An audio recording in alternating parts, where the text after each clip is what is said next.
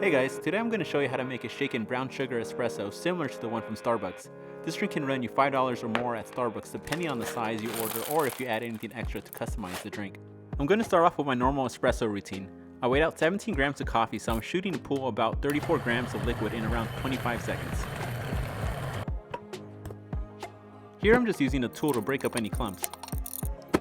This is probably the most important part of the process. I have to make sure I pack the coffee evenly and consistently. I have a round leveler, but I use my hands because I get inconsistent results with the leveler. This is just what works for me.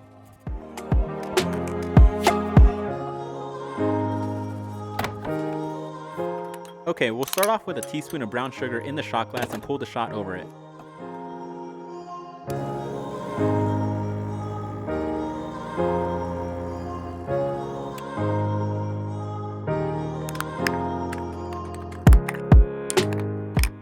Now that the shot's ready, let's build our drink.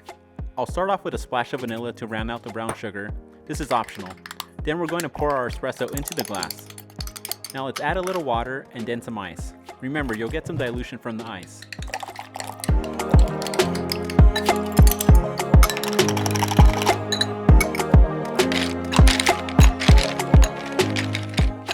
Now let's shake it.